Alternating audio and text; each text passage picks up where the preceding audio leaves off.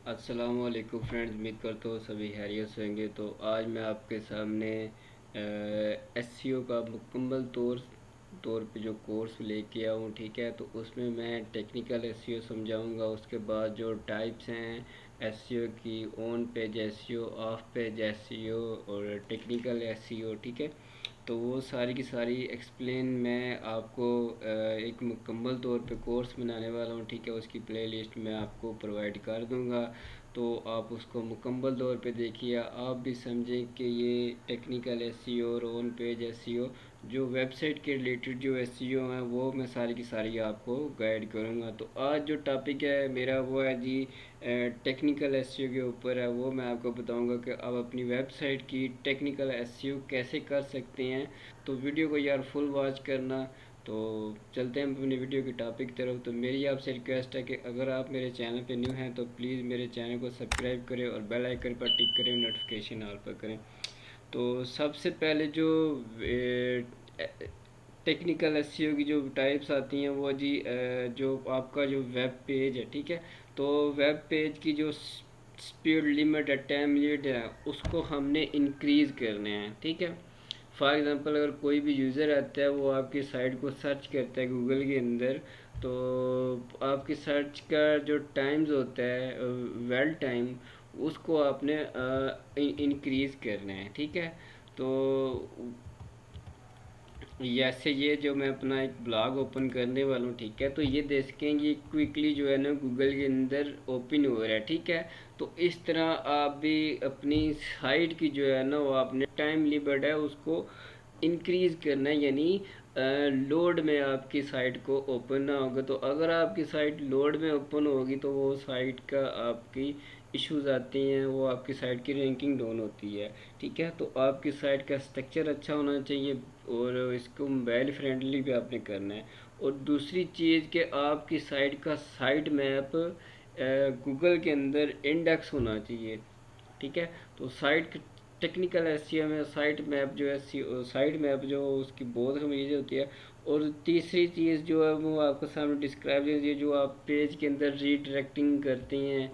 Redirecting को जब कोई भी गूगल का, जब कोई भी आप पोस्ट गूगल में इंडेक्स करते हैं तो गूगल का क्रॉलर जब आपको सर्च करता है तो उस पेज को, जो फॉर एग्जांपल अभी मैं एक पोस्ट को ओपन करता हूँ, ठीक है। तो ये मैंने एक लिंक लगाया हुआ है, ठीक है। तो कोशिश करनी है आपने किसी भी स्क्रिप्ट का, जैसे आजकल वो स्क्रिप्ट लगा के इसी कलर को फेड कर देते हैं ब्लैक ब्लैक एसईओ के तौर पे।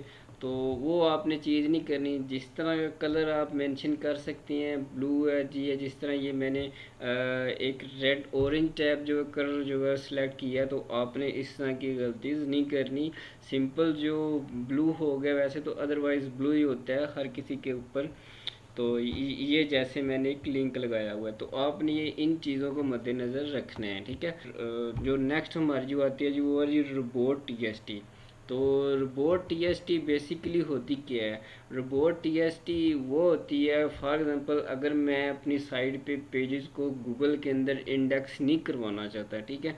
तो उसके लिए हमें रोबोट टीएसटी को शो करवाना पड़ता है। फॉर एग्ज़ाम्पल अगर हमारी एक न्यू साइट्स है, वेबसाइट है, तो उसकी जो है मैं कैटेगरी और जो मेन जो पेजेस होते हैं उनको जो है ना मैं गूगल के अंदर री इंडेक्स नहीं करवाना चाहता। तो उसके लिए जो हमें क्या करनी होती है, वो हमें रोबोट टीएसटी अपनी साइट की करनी पड़ती है। और उसके बाद जो नेक्स्ट चीज़ जो आती है वो मोबाइल फ्रेंडली होनी चाहिए आपकी साइट।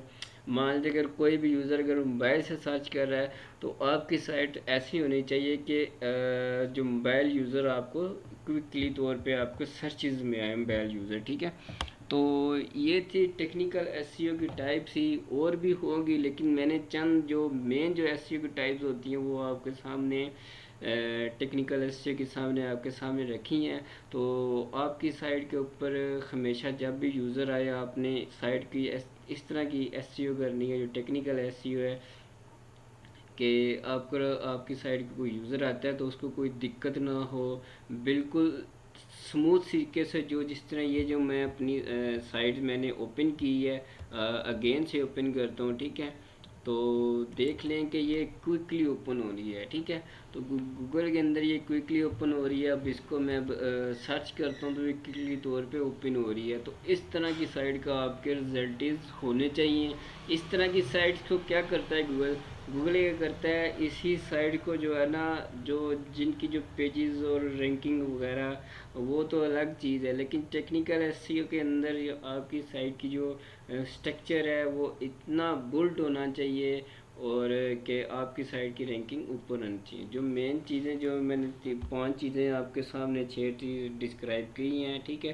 पहली तो चीज़ है कि आपकी जो लोड स्पीड है वो साइट की वो इंतहाई फास्ट होनी चाहिए, और जो इसका जो स्ट्रक्चर है वेब का वो एक अच्छा सा होना चाहिए, और साइट मैप जो है वो भी आपकी साइट को होना चाहिए। और जो रीडायरेक्ट पेज हम करते हैं उनको हमने अच्छे से जो है ना रीडायरेक्ट करना चाहिए, उनके अंदर कोई ब्रोकन लिंक नहीं लगाना चाहिए। फॉर एग्जांपल अगर मैंने ब्रोकर लिंक लगा लिया, ठीक है, हमें पता ही नहीं है उसका साइट का जो ब्रोकर लिंक लगा दे तो वो आपकी साइट की पोस्टिंग को डिक्रीज करने में मदद देती हैं। तो ऐसी आपने गलती नहीं करनी, ठीक है।